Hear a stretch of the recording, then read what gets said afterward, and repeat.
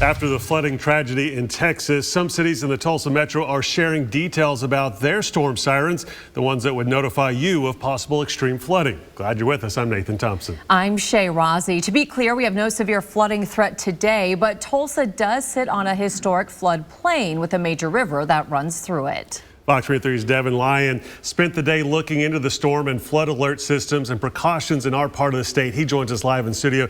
Devin, this is something that's on a lot of people's minds. Absolutely. With all this, I even started doing my own rabbit hole digging to figure out, if this happened, how can I make sure my house and my family are notified and safe back home and seek shelter if they need to.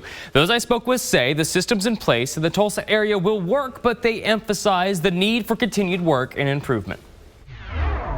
To me, this is one of the big important lessons of the mitigation that we do and why the mitigation that we do is so important and why it works and why it's so vital that we continue being progressive and being very forward-looking in how we're addressing and dealing with flooding and the potential for heavy rainfall events throughout our communities. Joseph Krelichek with the Tulsa Area Emergency Management says his team understands how vital their roles are in preventing a disaster from taking place in this area. We have gone from being the most flood-prone city in the United States in the early 80s to now one of the most flood-resistant cities in the country.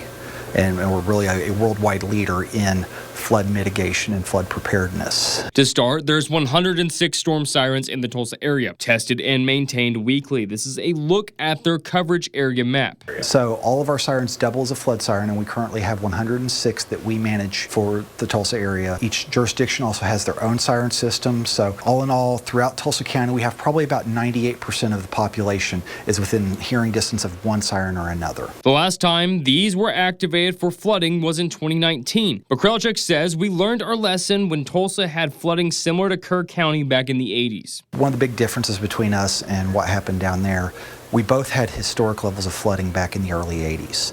Tulsa was very progressive in pursuing flood mitigation.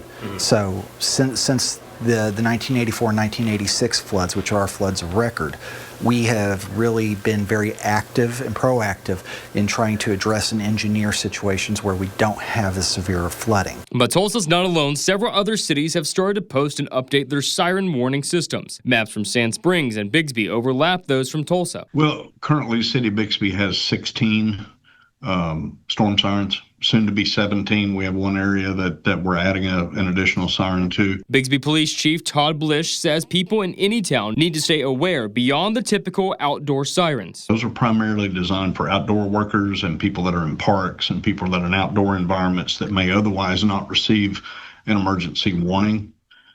Outside of that, the public has to be strongly encouraged to make sure they stay tuned to local media and to the National Weather Service for information, especially when it's regarding a flooding situation. So when do those sirens go off for a flood versus other severe weather? I'll bring you that answer on Fox 23 News at 6, along with the other ways authorities are trying to keep people notified because not everyone can hear the warning sirens in the event of an emergency flooding.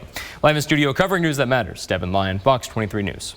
We are gathering several storm siren maps and addresses for sirens for several towns outside of Tulsa. We'll put those in this story on fox23.com and on the free Fox 23 News app so you can see the nearest sirens to where you live.